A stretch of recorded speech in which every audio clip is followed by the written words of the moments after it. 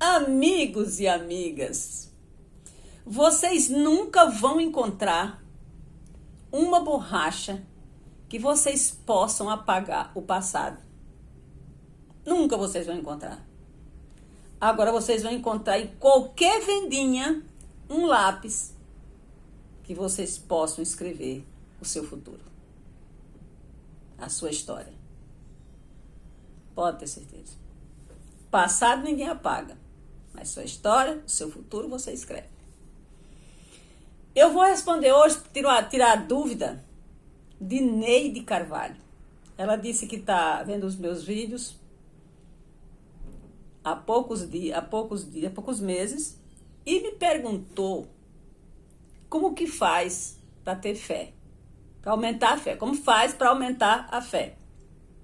Mas antes de eu responder para a Neide, eu vou esperar que vocês se inscrevam no meu canal, porque falar de fé, ensinar como ter fé, é muito bom, é maravilhoso, é um conteúdo que vale ouro. Então eu mereço que você se inscreva no meu canal e que você deixe o seu like. Eu vou ficar muito feliz e muito agradecida. Neide, para você entender como aumentar a fé, você precisa escutar Deus falando com você, que Ele fala com todos nós. Você tem que escutar Deus falar e obedecer o que Deus fala. Então eu vou contar para você o que aconteceu na minha casa. É um assunto, Neide, que eu não gosto de tocar nele, porque é muito forte, é muito forte. É difícil para mim te contar, mas se eu não contar o que aconteceu, e é por isso que eu tenho uma fé muito grande, você não vai entender. O meu filho tinha 16 anos. Tinha 16 anos. Fazendo quase 17 anos. E ele saiu. Ele estava saiu do serviço e parou com os amigos. E chegou à noite, entrou à noite e ele não tinha chegado em casa ainda. Aí quando eu entrei pro meu quarto para deitar, ainda era cedo, entrei no meu quarto para deitar e eu vi quando alguém balbuciou algo assim, manhã. Quando eu saí na janela do 5º andar, meu filho estava todo quebrado, alguém tinha assaltado ele, e ele estava todo quebrado, alguém levou ele e botou na minha porta. Eu sei quem foi a pessoa que botou na minha porta. Ele hoje é uma pessoa muito famosa. Ele botou ele na minha porta. E quando eu olhei, ele estava com os queixos... Estava todo quebrado, a cabeça toda esfacelada. Toda quebrada. E eu liguei para... Quando eu olhei da janela que eu vi ele caído no chão, só os pedaços. Foi quando eu escutei alguém... Eu falei, meu Deus, quando eu fui caindo...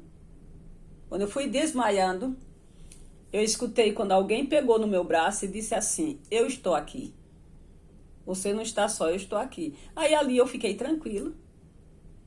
Liguei para a minha chefe, que é do tribunal, e falei para ela que eu precisava levar meu filho no hospital. Ela chegou rapidamente para levar meu filho no hospital.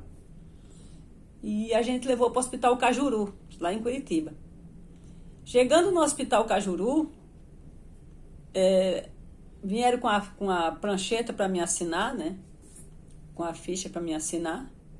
Botaram ele na maca e quando botaram ele na maca, quando botaram a maca no elevador, eu escutei Deus falando comigo, porque foi Deus. Leve ele para casa que eu vou cuidar dele. Eu segurei a maca e falei, não foi. Isso foi no Hospital Cajuru. Eu falei, não vai internar. Vai, mas não vai. Não vai, porque o filho é meu. Aí o médico mandou eu assinar um termo de responsabilidade. Aí o médico falou, entre com ele no pronto-socorro, pelo menos para botar uns ferros nele. Não, o médico falou, você sabe o que é que está saindo aqui da cabeça dele? Eu falei, não, o que é que está saindo? Ele falou, é a massa encefálica.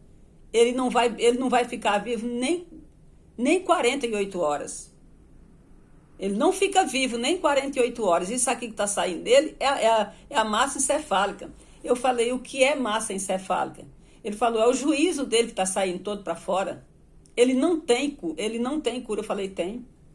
Tem porque Deus acabou de falar comigo e disse que ele tem cura. Aí eu levei ele no pronto-socorro. Fiquei lá no pronto-socorro com ele, colocaram os ferros na cabeça dele, um monte de ferro, né, segurando os queixos dele, porque os queixos dele ficou todo quebrado. Aí eu botei ele no carro e Deus falou comigo assim, leve ele para casa que eu vou curar ele. E você vai encontrar as primeiras 3 pessoas que você encontrar, você leva, as primeiras 3 pessoas que você encontrar, você leva para casa que eles vão cuidar do seu filho. Saí do pronto-socorro com meu filho para casa. Quando eu cheguei na Rua do Chorão, que é uma rua que tem lá em Curitiba, que eu morava na Rua Prudente de Moraes, na esquina tinha 3 rapazes sentados. Eu parei o carro, paramos o carro, que não era eu que estava dirigindo, paramos o carro e fui até o rapaz, que eram as 3 pessoas. Ele falou que as primeiras 3 pessoas que eu encontrasse, eu pedisse que essas 3 pessoas iam cuidar do meu filho. Então eu saí olhando, eu encontrava várias, mas não era só 3. Quando eu cheguei na esquina do Sesc, para ir para minha casa, estavam essas 3 pessoas sentadas no chão. Aí paramos o carro, eu fui até as 3 pessoas e falei, moço, eu preciso falar com vocês, eu preciso levar vocês para minha casa para cuidar do meu filho. Eles falaram, não, tia, mas nós, porque eles estavam todos sujos, eram 3 pessoas de ruas, mas eles, não era só o fato deles ser de rua, é que eles tinham feito a necessidade na roupa e estavam todos sujos, mas todos sujos do pé à cabeça. Eu falei, aí contei para eles, eu falei, eu preciso de vocês, foi Deus que mandou eu levar vocês para cuidar do meu filho. Botei eles no carro daquela situação, levei para minha casa. Falei para eles, olha, meu filho não pode deitar, nem pode dormir. Não pode deitar e nem pode dormir. E eu não tinha nenhum medicamento para dar para o meu filho, porque o médico não deu nada. Eu tirei ele do hospital, o médico não deu nada. Meu filho só saiu com aqueles ferros. Eu falei, meu filho não pode dormir, nem pode sentar. Levei esses 3 rapazes. Aí chamei minha filha e falei, precisamos dar uma roupa para eles vestir. Eles perguntaram, tia, a gente precisa tomar banho. Aí eu falei para minha filha, eu vou levar eles para tomar banho. Acho que eu já contei essa história num vídeo aí. Eu vou levar eles para tomar banho no banheiro de lá de fora.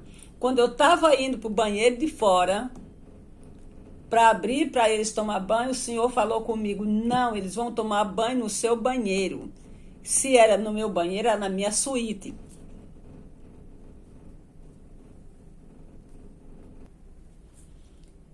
Era na minha suíte. Levei eles, mostrei onde aqui era a suíte, eles foram, tomaram banho, trocaram de roupa. Eu falei, mas eu fiquei tranquila, os rapazes lá em casa, eu fiquei tranquilíssima, como se nada tivesse acontecido. E eles andando com meu filho no braço, que meu filho não podia dormir, nem podia deitar. Isso que o médico falou. E eles andando com meu filho no braço. Eu falei, e agora, minha filha, como é que eu faço? Manhã tem que trabalhar. Como é que eu vou deixar esses rapazes aqui com meu filho? Deus falou comigo, deixe eles na sua casa que eles vão cuidar do seu filho. Moral da história. Eu fui para o tribunal trabalhar, minha filha foi para a escola, e isso foi de manhã, não, isso foi à tarde, aconteceu à tarde. Eu cheguei cheguei do tribunal, não sei desses rapazes onde era que estavam, e meu filho não tinha nada. Meu filho não tinha nada. Eu levei ele para o hospital para tirar os ferros, porque ele não tinha nada. Ele não tinha nada quebrado, ele não tinha nada. Os ferros estavam quase soltos assim para tirar. Só foi tirado os ferros porque eu não sabia desencaixar da cabeça. Ele, mãinha, tira os ferros da minha cabeça. Para que tem esses ferros na minha cabeça? Meu filho não tinha nada. Agora eu pergunto, Não é muito forte para uma mãe ver um filho todo com a cabeça esfacelada, sem falar, sem nada, sem poder falar. Ele só balbuciou. Eu só escutei algo como se fosse manhã. Quando eu fui olhar, era ele. E chegar no hospital e não deixar internar, aí começou a minha peregrinação da fé. Quando eu fiquei doente, que eu cheguei no tribunal, que o setor médico me deu o veredito, que a partir daquele dia eu estava aposentada, eu fazia parte dos inativos, porque eu não tinha condições de trabalhar mais, porque eu não caminhava mais direito, não falava direito, e porque eu tive depressão bipolar, e depois fui a degeneração mental. Então eu ia ficar numa cama vegetando. Meu filho saiu pegado do meu braço para a gente pegar um táxi. E quando eu cheguei na rua Voluntário da Pátria, eu ia chorando, meu filho me segurando, eu ia chorando. Se aproximou-se de mim um morador de rua, com um saco preto nas costas, um saco enorme. Perguntou para mim o que era que eu tinha. Eu falei, moço, não tenho nada não. Ele falou, mas me conta o que é que você tem. Aí eu parei e contei para ele o que eu tinha. Aí ele falou, você só tem esse problema porque você come porcaria. Porcaria? O quê? Por quê? Ele falou, se você comer linhaça dourada, você vai sair desse sofrimento. Ali tem uma loja de produtos naturais, entre ali e compre a linhaça dourada. Eu comprei a linhaça dourada, atendi, escutei o que o morador de rua falou e fui comprar a linhaça dourada. E continuo comendo a linhaça dourada até hoje. Quando eu estava com câncer, a minha funcionária aqui, ela tinha o telefone do taxista que me levava para Curitiba, que eu moro em Balneário Camboriú. Ela sabia qual era o hospital que me recebia, quem era o médico, era o Dr. Martini. Então, ela era obreira na Igreja Universal. No domingo eu amanheci o dia aqui passando mal. Pedi, Deus, pega na minha mão, me leva na Igreja Universal para eu falar com a Alda.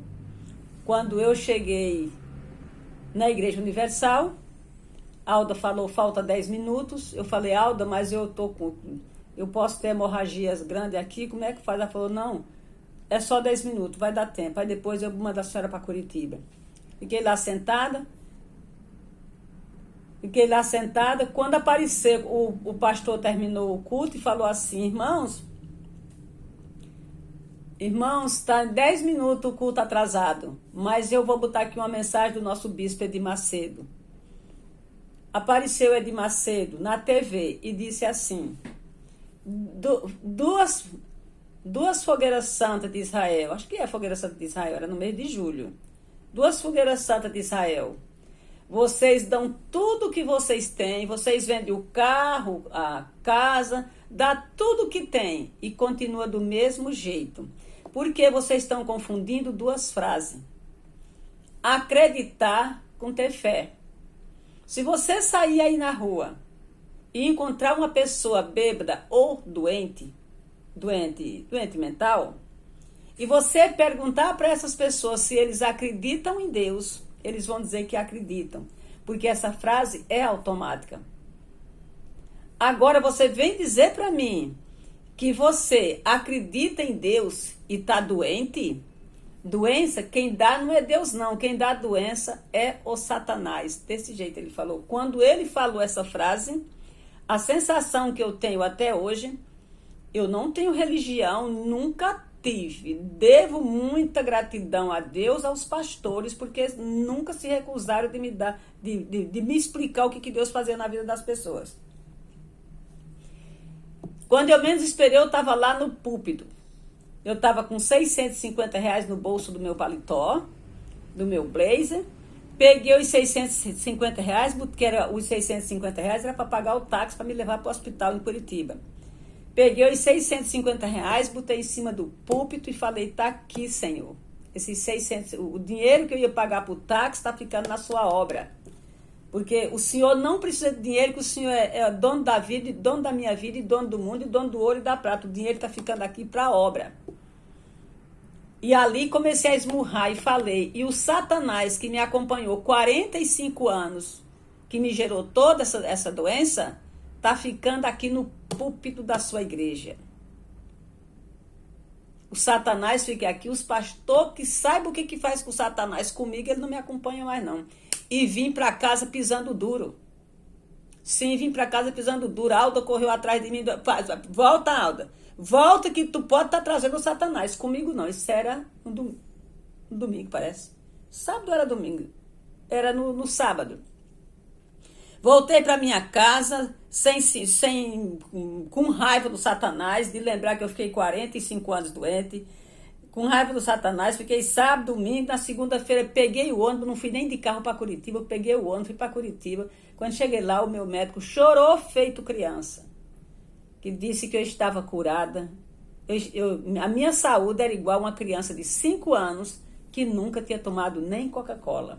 Fui curada naquele dia na Igreja Universal, tomei posse da fé. Quando ele falou que era Satanás que dava a doença e não Deus, eu tomei posse da fé e estou aqui, linda, maravilhosa. E quando eu fui curada da degeneração mental, que foi em 2000, isso já foi em 2002, 2004, meus filhos me levaram no monte, que é o monte que tem aqui, o Monte da Cabana. Nessa época não tinha degrau, não tinha nada, era na pura lama, escorregando. Meus filhos subiram me empurrando no bumbum e outro me puxando pelos braços, porque em cima desse monte fica uma cabana aonde vai todas as denominações fazer oração. Não é culto, cada um fica no seu canto fazendo oração. E eu fiquei lá deitada no banco, quando foi mais ou menos uma meia-noite, levantou um rapaz de lá bem simples, eles apagam a luz, deixam só na penumbra, e o rapaz veio de lá e pegou nas minhas mãos assim, falou: o Espírito Santo manda te dizer que tu tá curada. A partir de hoje, aquele 19 comprimidos que tu tomava, tu não vai mais tomar não. Eu imediatamente levantei do banco e fiquei sentada. Aí quem estava comigo veio perguntar para mim, que eu tinha ficado com a Alda, e a Alda veio perguntar para mim: Dona Zilda, quer ir embora? Eu falei: não, só vou quando terminar às 5 horas da manhã. Isso foi no sábado. Ficou sábado, domingo, segunda, terça. Quando foi na quarta-feira, eu resolvi fazer faxina na minha casa. Aí eu vi aquele monte de comprimido e eu achei que era do meu filho. Quando eu vim correndo do meu quarto para entrar no quarto do meu filho, que ele ainda não era casado, o senhor falou: não, o comprimido era teu, os remédios eram teus. Quer dizer, eu nem tinha percebido que eu estava curada. De tão feliz que eu fiquei, eu estava curada. Eu me curei. Então, fé é a gente atender quando Deus fala com a gente. Bem na época da pandemia, eu estava gravando um vídeo aqui para o canal, quando entrou a mensagem: sua filha tá no hospital em Curitiba e vai ser entubada. Eu só fiquei olhando a mensagem, Deus falou comigo: continua, porque ela não vai morrer. Eu continuei gravando normal, mesmo estando naquela época que estava todo mundo com medo. Gravei normal, minha filha está aí. Ela não vai morrer, não morreu. Tudo que deu, eu ando ouvindo a voz de Deus. Aí quem sabe aqui, quem está aqui comigo há mais tempo, fala: Zilda, mas você recebe mensagem. Mas a mensagem, eu recebo a mensagem de Deus. Eu tenho 75 anos. Quando eu vim entender que as mensagens eram de Deus, foi em 1996. Olha o tempo que eu perdi. Porque uma coisa é a gente ficar contando para um, eu ficava contando para um e para outro, que eu sabia, eu recebia mensagem. Como que eu recebo mensagem? Chega uma pessoa, está conversando, eu chego em algum lugar, a pessoa está conversando alguma coisa.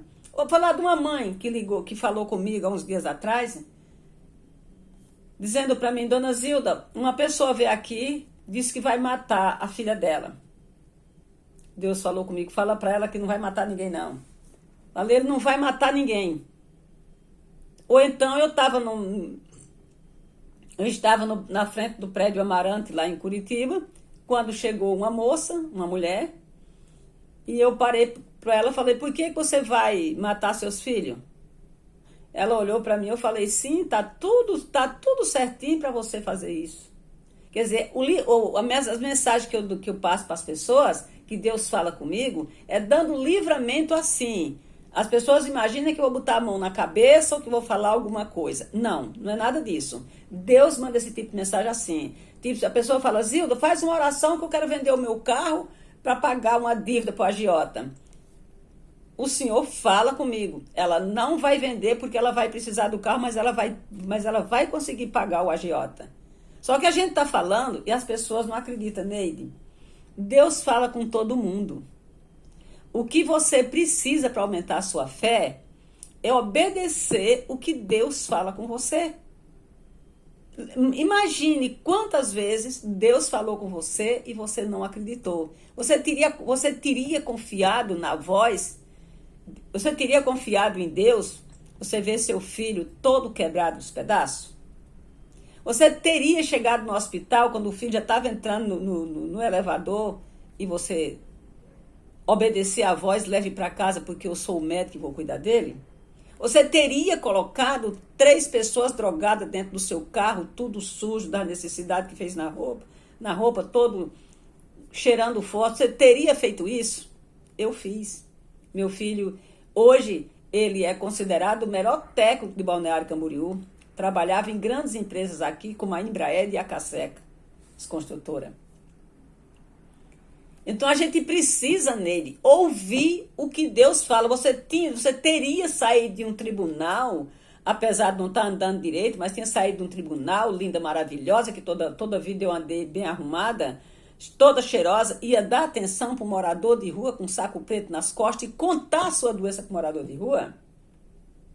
Será que você ia? Mas eu contei, porque eu sabia que Deus estava falando pela boca. Aquele morador de rua era Deus que estava falando comigo. Toda a vida eu escutei o que Deus fez comigo. Quando Edir Macedo falou que era o diabo que dava a doença, eu tomei posse da benção que era Deus. Se era Deus, eu não tinha por que estar doente. Fui curada do câncer. 45 anos sofrendo com um câncer raro no sangue.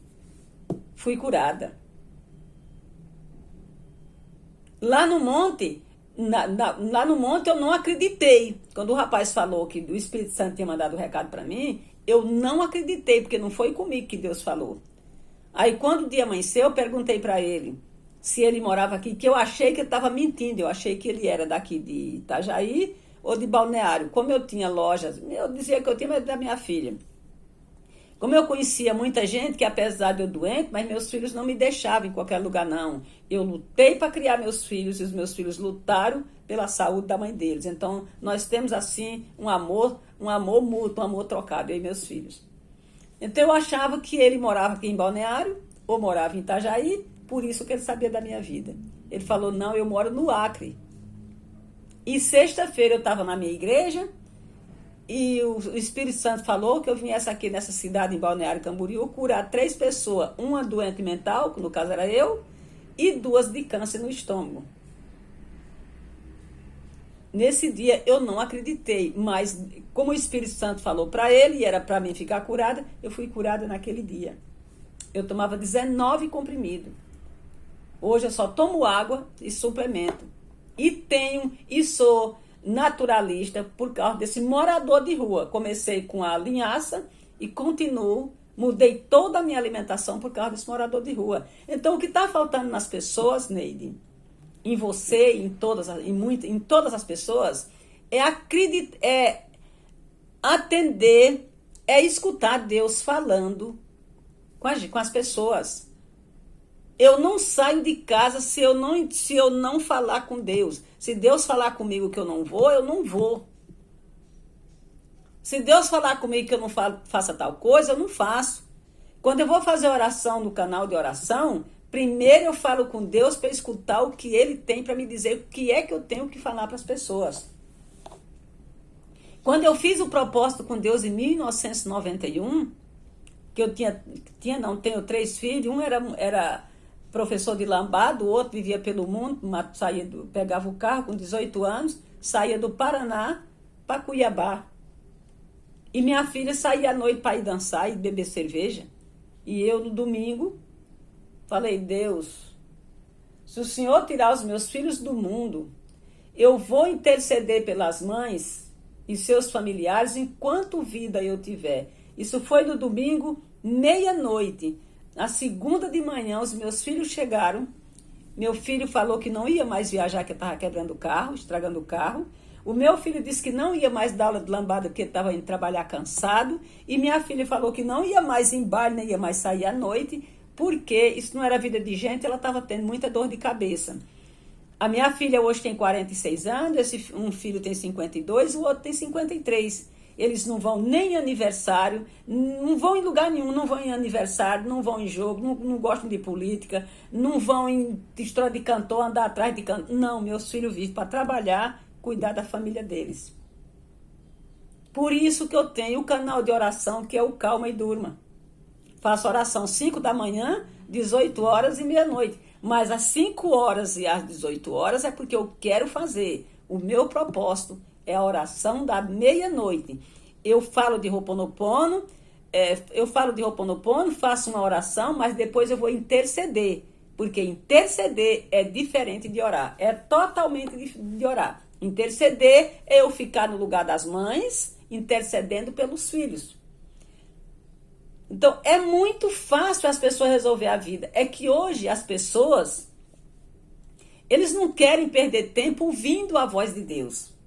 Quando Deus fala, eles acham que é coisa da cabeça deles, ou é coisa do inimigo. Assim como as pessoas falaram para mim. Como que eu fui saber que era Deus que falava comigo? E como que eu fui saber que eu tenho o dom de cura?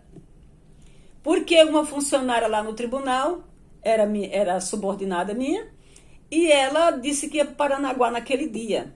Eu falei, amiga, não vai para Paranaguá que você vai chegar lá e vai flagrar o teu marido assim, assim, assim. Ela falou, pois agora é que eu vou. Ela pegou o carro e foi para Paranaguá.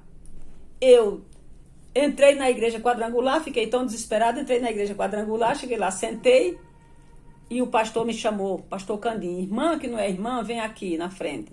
Aí eu fui, quando cheguei lá, ele falou, irmã, o que está acontecendo? Aí eu contei, pastor, é porque eu falei isso assim, assim para uma funcionária e tô com medo, porque eu contei para ela. Aí ele falou, irmã, não fique com medo, o que a senhora tem o dom da libertação e o dom de cura. Não é o Satanás, como dizem para a senhora, que a senhora... Não é coisa do Satanás, não. Quem dá o dom de cura, quem deu o dom de cura para você e o dom da libertação foi Deus. E a irmã já livrou muita gente da morte. Já livrei muita gente da morte. E já participei de cura de muitas pessoas.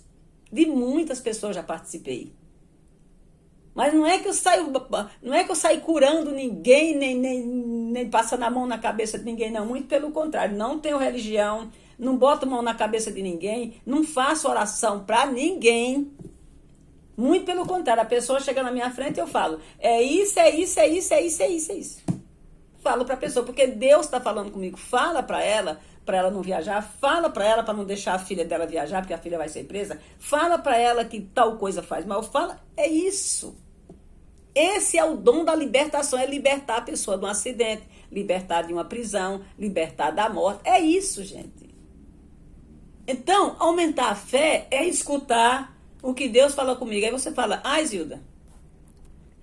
Aí você pode falar, Zilda, mas é porque Deus fala com você. Eu vim saber que Deus falava comigo em 1996. Tudo que passou comigo, tudo que passou comigo no caso do meu filho, foi muito antes de 1996. Foi muito antes, eu nem sabia. Eu não sabia que era Deus que falava comigo, não. Mas eu escutava a voz,